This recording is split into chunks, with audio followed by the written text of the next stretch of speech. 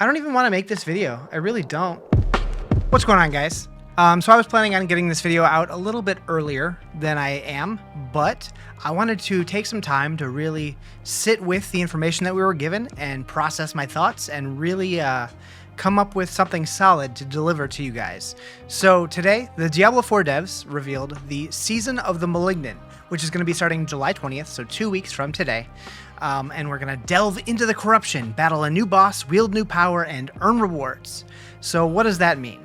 All right, so here's the full notes. On July 20th at 10 a.m. Pacific time, a new season journey, quest line, boss, dungeons, battle pass, and more will go live. On July 18th, we'll release another article shedding even more light on what's coming with the new season, including 6 new unique items and 7 legendary aspects. So right off the bat, we're getting 6 new uniques and 7 legendary aspects. Now, my original thinking is we have 5 classes, 6 uniques, 7 legendary aspects. I was really hoping for like 6 new uniques and 7 legendary aspects per class, but if they're going to be more generic that can be used for any classes, okay, fine, but how do they make those good? I don't know. I guess we'll have to wait and find out. So what we're going to be doing in the season is when we find elite monsters, they have a chance to be partly corrupted enemies. And these malignant monsters will drop a malignant heart. These can be captured by performing a ritual with the Cage of Binding. Once we do that, it's going to resurrect the monster, it's going to make it harder, it's going to spawn ads, so it'll be a little bit more of a challenging fight. So basically, killing these monsters is going to give us the equivalent of a gem, which reminded me a lot of legendary gems from Diablo 3. So it's going to be on par with or greater than the power of a legendary aspect that you would put on your current gear. So the season's going to include 32 of these malignant hearts across 4 categories. So they said that there's going to be 3 different colors and then a 4th one that can go in any of the colors. And you place these in specific sockets that roll on the gear, matching the color of the socket. So when items drop, they're going to roll with sockets of a certain color.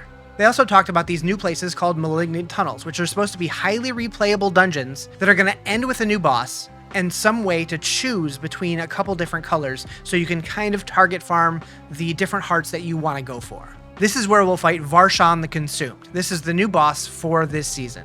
Then they go on to talk about how the season's going to work. So this part was a part of contention for a lot of people because a lot of people don't want to restart everything. So basically the way that they decided to make it work after some thought and considering the community's opinions is that some of our Renown progress will now transfer over. They talked about this briefly in the campfire chat a couple weeks ago. So the things that are going to carry over from preseason into the season is the option to skip the campaign. Your mount's going to be available immediately.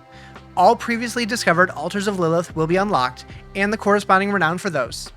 And all the previously discovered areas of the map, and the corresponding renown for those. And while it's not mentioned here, they did also say that the major cities are going to have their waypoints unlocked. They did mention that if you finished all of this in all 5 zones, out of the 5 tiers of renown, we'll be done with about 2.5 of each one.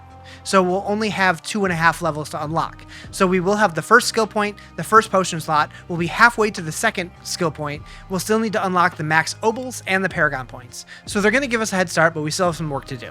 Okay, then they dove deep into their beliefs behind the seasons. Like, they want people to be replaying the seasons, not only because they want people to, get a fresh start every couple months, but because they know that sometimes people are going to want to go play other games, or they might not have time in their life to play a current season, or, maybe one of their friends is just picking up the game for the first time. That way, when a new season starts, everybody's on the same playing field.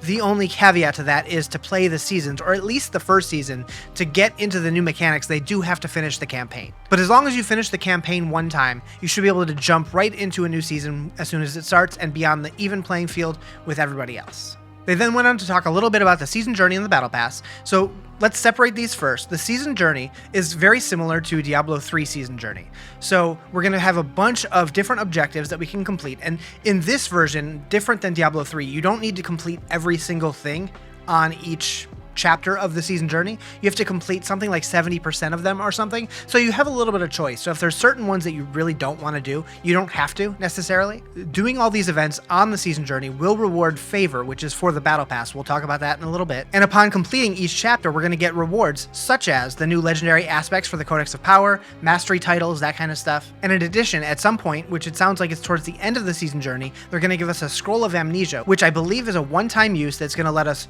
reset our entire Paragon board and skill tree for no cost, which would be nice if they gave us an option to buy these for a certain cost, maybe the cost of respeccing your whole thing.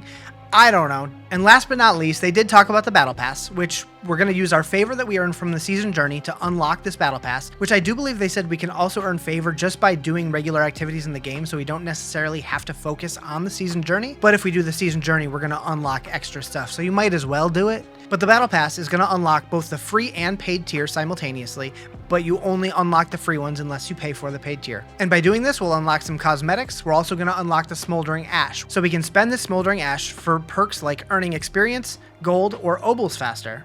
And these bonuses last until the season ends. So I'm going to get real here. After watching the developer live stream and going through the blogs that they released today, I think the core season mechanic isn't bad, right? So these Malignant Hearts are basically the legendary gems that we had in Diablo 3, which were pretty cool, and they allowed for some neat builds to be made. We're getting 32 of them, which sounds similar to what we had in D3. I don't remember exactly, I'd have to go back and count, but I just wonder, is it gonna be enough to keep players engaged? Like, it's gonna add more build diversity, but it doesn't give us any real new content. Like, yeah, we're gonna have the Malignant Tunnels and the new boss at the end of those, but aren't we going to get sick of running these tunnels and the same boss over and over? By this point, a lot of players have already leveled 1 to 50 and, gotten into World Tier 3, started grinding up to, 60, 70, 80. Once you get to a point, you've done a bunch of Nightmare Dungeons, you've done a bunch of Helltide, you've killed all the world bosses. It's like, I feel like at this point, we already are at a point where we need more content to do, and this doesn't really give that to us. Not to mention, like, for the people who are already on the fence about whether or not they want to replay seasons every 3 months, like, a lot of people don't want to do it. And I've been one of the biggest proponents of, seasons are the best way to play Diablo. They bring new content that makes the game fresh and exciting again. And I'm just like, I don't know if this is it. It's a brand new Diablo game. And they really, I was really hoping that they were going to come out of the gate swinging and give us like this huge patch. They've been working on the game for like, what, 6 years now? And they've known that it's going to be a live service for a while. They knew it was going to be a seasonal game. And this is what they came up with for the very first season. I don't know. Maybe I was just overhyping it in my own head, but I was expecting something so much bigger. And I worry that the people who are starting to lose interest in the game are not going to be sold on this. Like, a lot of people have been talking about stuff like World Tier 5 and sets and rune words, and I didn't really particularly have any one thing in mind. I thought we were going to get more than a couple new gems and 6 uniques, and I don't know. What do you guys think? Was I expecting way too much? Probably. Like, I just want Diablo 4 to be the absolute best game that it can be, and I just worry, like, is this going to be enough to keep players around, to keep them interested? Or is it going to be like a Diablo 3 season where people come back for, 2 weeks and then they're over it until the next one comes out? Whew, I don't know. Anyways, thank you guys for watching.